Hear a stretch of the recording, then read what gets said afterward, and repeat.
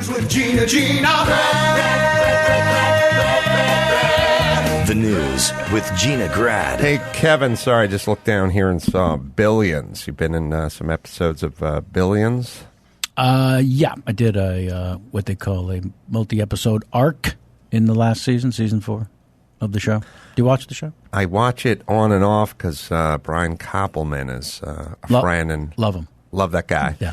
And trying to get something going with a movie that I did, and God, I've got to think of all the different names. Also, Koppelman's been telling me he wants to argue for canned cranberry sauce. Oh, yeah. That was a Twitter controversy. There's no objective way to say it's better. If you prefer it, that's on you.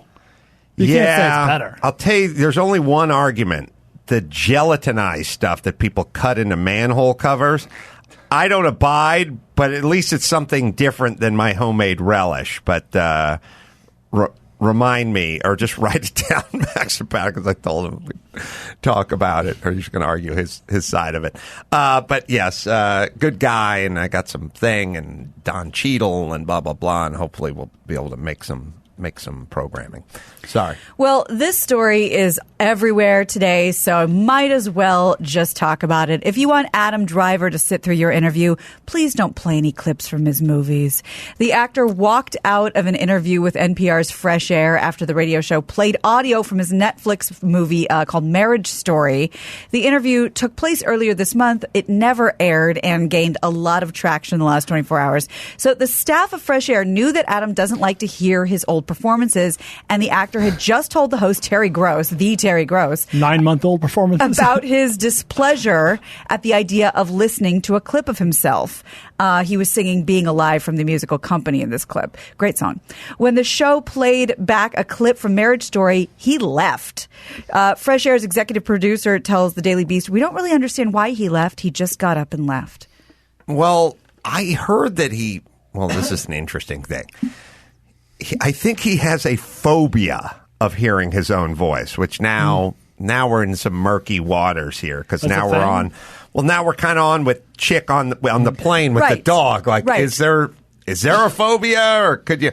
Yeah. My whole thing, settle the phobia, is sort of like for phobias. Like, what if I gave you $10,000? Could you sit here and do it? If the answer is yes, then you don't have a phobia. Or could you travel without your dog, and I'll give you $10,000, and you go, I'll leave Fluffy at home, in which case you don't need Fluffy. That's kind of my thing. I would imagine he could have made it through the clip. I also imagine he told them, don't do it or something, and they did it, and he was like, fuck off. Yeah, but it's like if we're constantly on the road and I have a fear of flying, I got to find a way to get rid of it, because he does press junkets partly for a living. So do you just tell everyone, don't play a clip from my movie, or I'm going to walk out? Let's put it to you this way. Mm-hmm. I haven't signed off on him being an A-lister and a leading man. Okay. Not since Justin Long have I been this upset. Number one. And Justin's a dear friend. But there's certain guys that just don't care, that can't be leading men for me. I'm old school. I'm Rock Hudson, good straight guy. Love the ladies, But man's man. Literally. A man's man. Yeah. Probably hung out with 5 guys like Pollack over here. Uh-huh. But it's the French fries. What would he? Here's all my. I have one question only, and I will not blame him, but I would need an answer to this. If this was the first season of Girls, and Terry Gross asked you to come in and be on a national radio show, would you get up and walk out? And if the answer is no, probably not. Well, then I have an issue. And if you would have, if he said, I absolutely would have, because I would absolutely do it, I did it in high school. Yep. Then I would go, okay, well, you're consistent. That's you. But I don't suspect you would have made the move first season of Girls. Right. Now, of course, you wouldn't have been invited on. That's right. But if you were, would you have made the move? If the answer is no, then I got an issue. It's on you. Right. The only other actor that I've ever seen do that, and this had to be many years ago, Bronson Pinchot. Really? Yes. Please. Perfect. I'm telling you, I swear to God. Do not do anything to tarnish the legend. Balky, I won't sit here. I don't know if it was tarnish. Donahue or Oprah or whatever, Sally Jesse, back in the day. He was on there for some reason. I was a little kid, and they played a clip, and he he shut his eyes and he put his fingers in his ears and he shook his head like he was very upset. And afterward, they asked him about it, and he said, "I don't listen to clips of my movies." Or Danish. Don't do anything to Danish. I'd never seen anything like it. Was he screwing around? No, he seemed like a serious dude. Yeah, sounds very serious. Have you ever met Bronson Pinchot? Yeah, maybe, probably. My sense of all this is get over yourself. Yeah, every square inch of what we're talking about is get over yourself. Clay Aiken did that in this studio? Yeah, one time when he was in studio and we were going to play, you wanted to play a clip of him singing, and before we could even play, he took it off. Said, "I don't want to hear this. I'm not going to hear this. I can't do it." Oh, no. Yeah. What but if you gave him $10,000, yeah, I know. Maybe. What's he do with those monitors that are on stage that take his own voice and push it right back at him? Maybe like he could do it in real time. Yeah, but he probably can't. Okay. Yeah, Adam Driver says he apparently got so sick during the Star Wars premiere that he wanted to puke. He felt like he needed to puke, so that's why he describes it as a phobia. And during Black Klansman in the green room, he got really sick too. Oh my God! So he gets physically ill. Wasn't he a Marine or Yes. in the Army? Marine. In fact, man's man, just like Rock Hudson. Google the photo, because him without all that hair looks like a cab with its doors open. I told you he wasn't a leading man. No, he's not. Not with Pollack those ears. knows. I'm telling He's you. not scared. Google Adam Driver's ears. God. Yeah, now he's Joe Cool. The password but is Dumbo. There you go. Oh, my God. Thank you for your service, Mr. Driver. Is what Thank you for Kevin your Pollack's service. trying to say. Thank you Yeah. for your service. Thank you for your service, for sure. Speaking of which, can we talk Cover Now? Fund.org just for a nanosecond? Sure. There's never been a national emergency fund for men and women in law enforcement. It's all broken up into cities and states and like Wounded Warrior type program for the military. And so I've just joined the board of directors of Cover Now Fund, which brings these emergency funds to families of men and women in law enforcement, specifically starting with suicide. Now 3 times the amount of officers killed in the line of duty. Hold on. How many? No, Don't come do on. it. It's serious. Come Got to moment. drop. Listen, it's the police. Being a policeman in the past came with some physical baggage. Like you could get stabbed, or you could get shot, or you could get something. But you had the respect of the community that you were serving. You didn't get fucking buckets of water dumped on your head by goddamn 9-year-olds. And then the bucket thrown at you. And then the fucking bucket thrown at you. So now it used to be, well, I may get shot by a gangbanger, but I have the appreciation of the community I serve. Now it's neither, and most of the politicians have bailed on you too. And then we've somehow decided in this fucking ass backwards society we're slowly transitioning to, that the people who arrest the bad people are the reason those people are in prison. Well, technically, yes, they are. But they're serving the community, and they're trying to get the fucking bad people off the fucking street. And we somehow demonize the people that are in charge of our safety because we're fucking idiots. And the fucking politicians better reel this shit in. Yeah. Because I'm fucking sick of it. Am I clear? Yeah, I think so. Okay. It's fucking bullshit. Like, Yeah. stop 3 blaming times, fool. everybody. Oh, these guys at the prison, the school, the prison pipeline, the cops grabbing, stop and frisk. Yeah, stop, ask, and frisk. And if you don't have anything on you, then you keep fucking walking. Yeah. They don't arrest you, throw a net on you. They always seem like superheroes to me, literally putting on armor, to protect and serve the way that the superheroes were in comic books. But this was coming to life.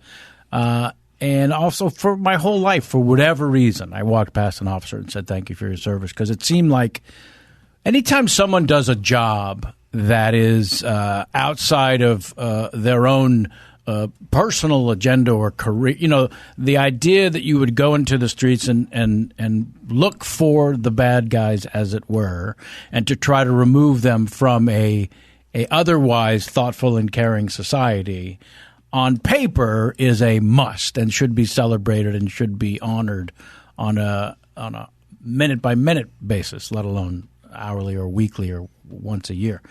So that first one is suicide. The second one is catastrophic injury. These officers who were catastrophically injured in the line of duty turned over to an insurance company. They always have to hire a lawyer and sue for very basic things like the proper wheelchair. They really are left. If you haven't been on the force long enough to have a pension and all these things, these two areas of concern really help the families of the men and women in blue And, in the case of suicide, they're often given the last paycheck, which isn't enough for the funeral, let alone groceries. So the idea of this National Emergency Fund is to help these families in their times of need and these officers have a life beyond their catastrophic injuries. It's called covernowfund.org. Yep. Thank you. You Yes. betcha. Let's stop demonizing folks that are enforcing Yeah, well, every laws. day is a slow news day, right? Right. So we have to look, if it bleeds, it leads. That's always been the case with news, right? It's only gotten worse. So we only hear about the bad officers out there doing bad things. We never hear about the heroics of these people on a minute-by-minute basis. Well, it's also a kind of thing where it's like, look, there are a small percentage of every group that are not great at what they do and maybe even bad. Sure. And maybe even intentionally bad. There's accountants that are bad. There are guys who work at malls that are bad. And there's going to be a certain percentage of cops, certain percentage of firemen, certain percentage of... Look, what percentage of school teachers are great fucking heroes? Kiss my ass. Right. I've had fucking 2 good school teachers out of 128 in my life. It's a horrible average. So, yes, there are a couple of bad cops out there. There's a couple of bad everything. Actors, producers, predators. Corlin Cox is a bad room. No, do we have to build a life around those people? Right. Do we have to build a narrative around those people? Let's not. Let's not. Okay. Let's see. All right. Go ahead, sir. Well, most of us have heard this story and at least know some of the broad strokes. But in a candid interview, Charlize Theron opened up about the night her mother killed her father. The bombshell star, who's, of course, doing a lot of press right now for the movie, told NPR that her father was a very sick man and an alcoholic. She says when she was 15, her father was so drunk one night that he shouldn't have been able to walk, and he came into the house with a gun. Charlize and her mother were in the bedroom leaning against the door because he was trying to push through and they were trying to keep him out. She says the father then shot through the door 3 times and that it was a Wait a minute. Brian. How many? 3 times, fool! And that it was a miracle, We're back. a miracle that none of the bullets hit anybody. So her mother grabbed her gun and shot her husband. No charges were filed as it was deemed in self-defense, but that is pretty much the full account of what happened that night. That's hot off the press. I heard that interview live yesterday with Terry Gross because like Terry Charlize Gross. did That's not right. walk out. Adam She Driver did not. dropped out. I like the family. stayed. So, like, Charlize was going to go for her Yeah, gun. The if dog worse went came for to his worse. gun. Then the cat, Mr. Boots, he went for his pistol. South Africa. South Full Africa. shootout. Then we had the pool man. He went for his gun. Yeah. Gardner went for his gun, and before you know it, we were in a trench, and it was like the First World War. the end of We're all just Reservoir locked Dogs. in. Yeah. 1970. Jesus Christ! Yeah. Is that movie good? I hope so. It's the one I want to watch. I I wanna know, see it pretty too. psyched for it. Yeah. I'm psyched Bombshell, for it too. she was great in Bombshell. Really great. She became Much Megan better than Chan- I expected. Right. You guys were in That Thing You Do. That's right. So says Max Zapata. That's right. I love that little movie. Yeah. I don't Fun, know why good. Kevin Bacon needs 6 degrees. I'll get you to anyone. 2 degrees or less. Name anyone. Other Kevins. Adam Driver. Sure. So Adam Driver worked, I have to go through the person's filmography. Sure. Let's see. Is there a Harrison Ford connection? Is there That's a problem. I don't know his career as well because, again, cab with its doors open. a Billy D. Let Williams me get connection? there. Who did he work with in the Soderbergh film? I feel like there's somebody in there. I like that movie. And also Black Klansman I liked a bunch. Wasn't there somebody in that? He was great in the Coen Brothers. He was very briefly in Llewyn Davis. Is there anyone in Llewyn Davis? Oh, that movie. Oscar Isaac. Or, We'll do. Chris can help you. We can. Chris will Yeah. do it. Yeah, Someone so will get Adam me there. Driver was in J. Edgar with Jessica Hecht, who was in The Magic of Belle Isle with Kevin Pollack. That's Wow, what that's how if it's you'd done. let That's- me inhale, That's I was about to literally spit 1 that out. degree. Wow. Thank you for the help. All right. Well, this is just a creepy, weird story. A woman was killed Tuesday morning when a piece of debris fell from a 17-story building in Times Square and hit her square in the head. Her name was Erica Tishman. She happened to be an architect, by the way, 60 years old, whose office was just a few Sweet irony! few blocks away. She's walking around the corner on the southeast corner of 7th Avenue and 49th Probably Street. just came from a meeting like, look, someone's got to secure those gargoyles. Oh, please. Come on, what are Get the out of chances? here. That's right. It happened about 10:45. When first responders arrived, she was dead. No others were injured. Literally just came down right on her. For the amount of material that is above the third floor in Manhattan and the amount of activity that foot takes traffic place Buzzing everywhere. around. Everything's below, everything's above, and there's activity on the roof. I mean, there's window washers and guys doing repairs and stuff like that. And you go by some of those ornate buildings, and there's tons of stone cut and quarried and tile and ornate this and ornate that. It doesn't, and then there's a freeze and a thaw and a freeze and a thaw, and that cycle constantly. Doesn't happen that often that something falls off. Yeah. Like, that's the world's best Christmas tree. Well, Department of Buildings inspectors found cracks in the facade, pieces of terracotta missing, and the owner of the building is ordered now to install a sidewalk shed to protect pedestrians. So you don't have to be in Los Angeles to see the cracks in the facade. It's happening in New York That's as well. exactly right. Terracotta. Who built that? The Jews? Like, the Egyptian Jews? Like the originals? Like Yeah, the Hebrews. the Hebrews? Like, terracotta is not something they use a lot in building these days. But the fact that a piece of architecture falls and pinpoints the head of an architecture, an architect, excuse me, that suggests there's a God and he's a critic, for sure. That's a good point. Yeah. I'm trying to think, like, what would it be like for you? Like being killed by the comedy and tragedy mask or a microphone? Well, like fell through the center of my head. Yeah. Electrocuted by the microphone. Don't a lot of buildings in New York have like the rooftop patio or event space or something? So Helipad. terracotta could have been decorative, right? Like some sort of, I don't know, barrier or whatever. I don't know. Planter? We'll find out what year the building was. But that could be a planter, right? It could. It was weird. They wouldn't have it on the edge of the parapet. You know, they'd probably go against some sort of code or code, something. Yeah. Terracotta must have been some sort of ornamental whatever that busted off. I mean, terracotta's old school, Mexico roofing materials. It's clay. You see those terracotta roofs? You know what I mean? They put the women shape those over their thigh. Really? Sounds You ever racist. you seen a roof in like an old Mexican Mexican church tiles, or whatever, yeah. or you just go to Thatched. Beverly Hills and you see the not thatch, but you see the terracotta, the orange Mexican roof. Yeah. They take the stuff they put over their thigh. Wow. It's all like irregular.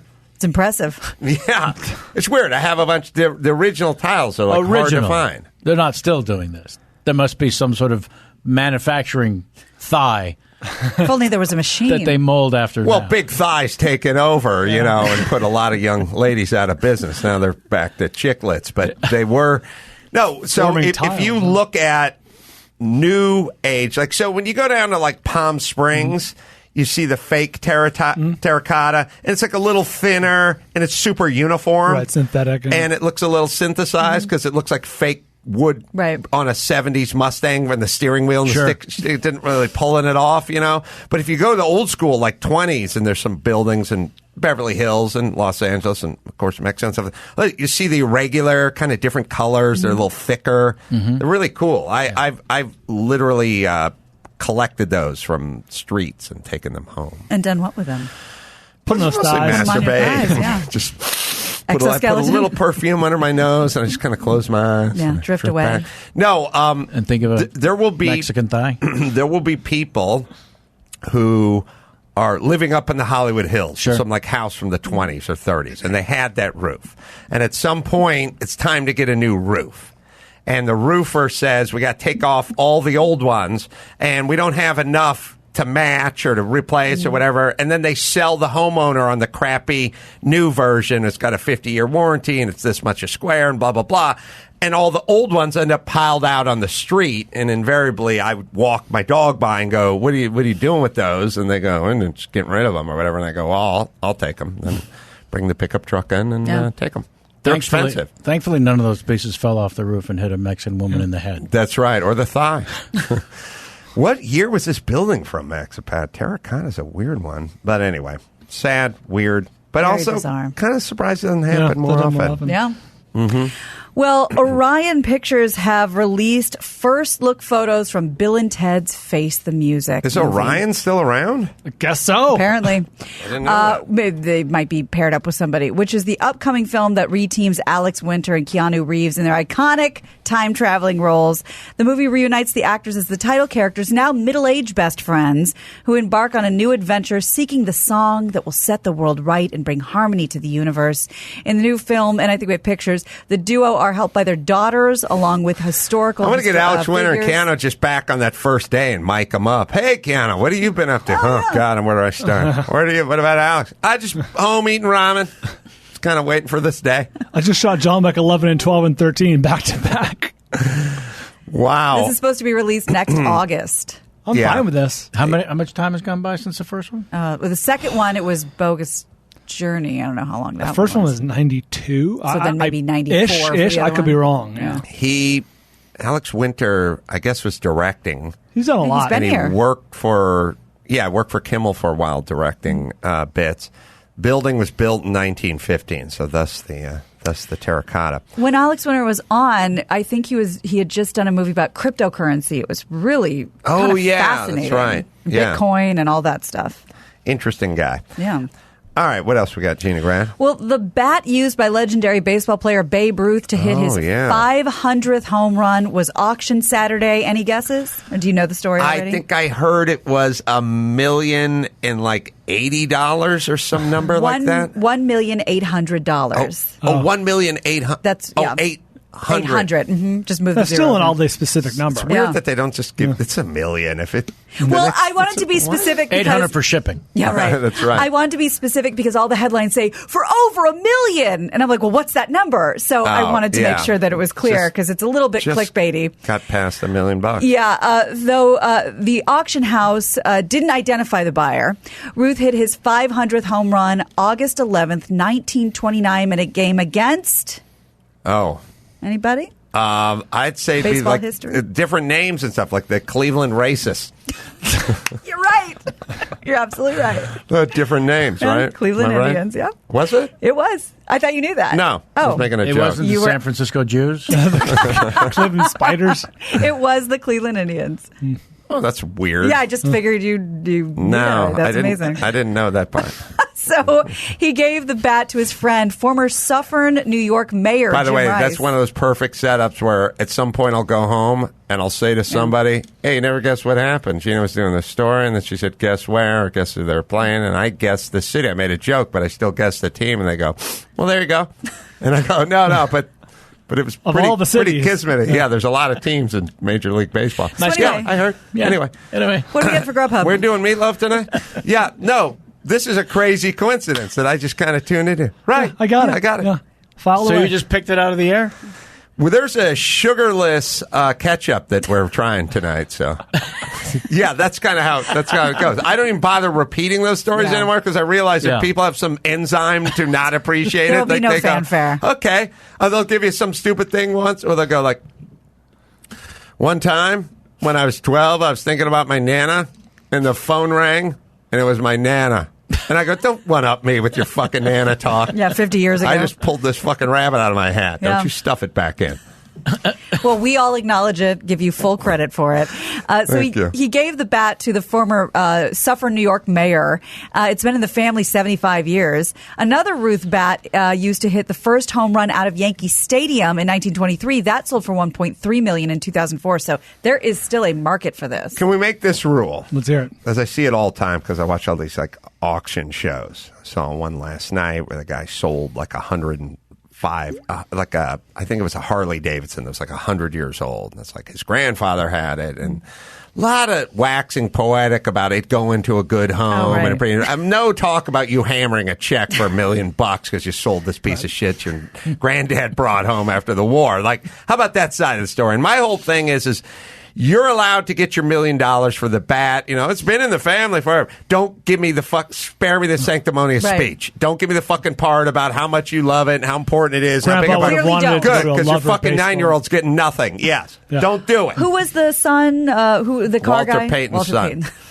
Yeah. It's the same thing. Just thank your pops or your grandfather, whoever made this opportunity available to you to make this money. Right. Yeah. Save the speech about how big a part of your family and how it's important, and also this notion of like, what I wanted to go to a good home. Like, what would you do that with your wife? Say, yeah, sweetie. But it's important that you go to a new home while I bang my secretary. Like, if you want it, then keep it. Yeah. Or you get the so $1 million important. and shut up. Stop pretending like this is some sort of humanitarian aid or something. Yeah. You're selling shit that somebody bought for nothing that's now worth. And the reason it's been in your family for 75 years or whatever it is because the Harley 50 years ago wasn't old and wasn't worth any. That's right. Now it's worth $1 million. Now it's worth it. Somebody So in the that's why family selling. was smart enough to say, we really need to hold on to this. It'll have value. Yeah, eventually. Don't sell early. Yeah. I had this conversation with my son. Who wants to sell your... I have 11 Paul Newman race cars. Yes. And He thinks 3's enough? he was explaining that he thought he might be more successful than me, and I told him he should remove that idea from his head right now. And then he said, "Oh yeah, well, what happened when you die and I just sell all your race cars?" And I was Smart like, kid. "Touche. You will be more successful than me." Very smart. Yes. There you go. Kevin, I don't know if you know how to say this in Yiddish. I don't remember, but my grandfather always used to say it, the translation being you can't have your ass on both chairs. So I think that that applies to Walter Payton Jr. Yeah, he was selling his dad's turbo Porsche 3 years ago or something at auction, and he was giving the whole speech about that. This is my dad's favorite car, and I remember when he brought it home, and it meant so much to him. And when he died, he gave it to me, and he wanted me to have it. It's like, okay, now keep it. So how then. did we end up here? So you can go to Meekum and Kissimmee, and for $104,000, you can be driving the car that the dad gave to the son. Yeah. Don't, again, sell it or keep it. Yeah. Just save the speech. Save the speech. That's all. All right, one more half a story, Gina. All Grad. right. Well, let's just do something to get us in the Christmas spirit. Shaquille O'Neal follows Santa's Christmas etiquette. He does not accept gifts for Christmas. Instead, the 7'1" athlete spends his holiday giving away thousands of gifts to kids in need. He said he's been doing his annual Shack-a-Claus event, handing out toys to kids, and that it's the only holiday tradition he sticks to. It's going to be his 28th year in a row. Let me say this about Shaq. Shaq is literally involved with 128 businesses simultaneously. That's right. There's no, forget about Sammy Davis Jr. There's a new sheriff in town. It's like the hardest working guy in show business. Where was this attitude when it came to getting back on defense when he was playing for the Lakers or practicing free throw shots? You know what I mean? Where's that There's the Shaq? commitment, the fire. Yeah. I mean, that guy, no team would ever scored a point if he had that same commitment that he has toward the Carnival Cruise Lines or Papa John's. He didn't love the General. game the way you wanted him to love the game. I wanted him to love the game like he loves income. And being a sheriff. And being a sheriff and Shaq, maybe he was just doing the one thing. It I was came gonna too say, easily. I don't think something. it would have affected his income either way had he got back on defense or made his free throws. He got paid for a couple of things, and it wasn't getting back on defense, and it wasn't. Well, he played great defense, but it wasn't hustling down the court. You know what I'm saying? Yeah, I just mean it's weird that he is now hustling 24/7. Because that affects the income. That, you know what I'm saying? He gets That's paid. what I'm saying. Well, Shaq says he knows what it's like to wake up and not get a single toy on Christmas, and he doesn't want any child to experience that. Shack-a-Claus. All right, he's a good dude. He's a success story. I appreciate all the stuff, but man, I can't turn on the TV without seeing that it's guy. everywhere. I mean, if you did a breakdown of companies he was affiliated with and boards, stuff he was on the board of, and all that kind of stuff. It's impressive. Impressive. His devotion to the general is very impressive. Yeah. And the general as well. Right. It's the most nauseating. It really is. Animation I think I've ever seen in my life. God, who's in the last 20 years? Let's take Bill Cosby's career and put it up against Shaq in terms of 20 years? endorsements, and 15 years in terms of Well, they're company prime years. endorsement, prime years. God, you want to get surreal. Once in a while, the Bill Cosby show, the last one or the 80s one or whatever, that does come up on whatever TV. Really? Watch it. Just watch it. It's a slice of it's history. weird. It's creepy. It gets weird and ironic. And don't forget, he's an OBGYN in his own basement. Oh, yeah. That's his job, and that's where he does it. That's right. Yep. So much sense. Yeah, I think Dean Cain starred in a movie about that. How many degrees separation between Kevin Pollack and Bill Cosby? Ooh.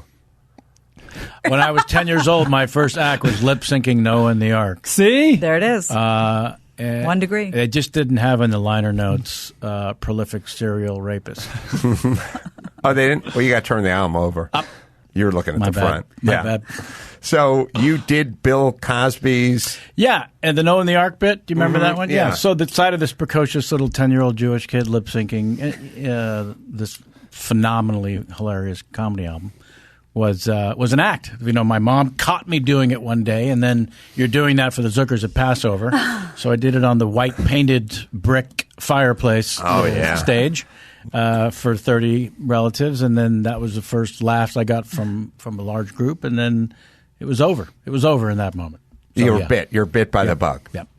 And now I celebrate being a loud, obnoxious Jew on The Marvelous Mrs. Maisel. That's right. Well done. Well, that's a good note to go out on.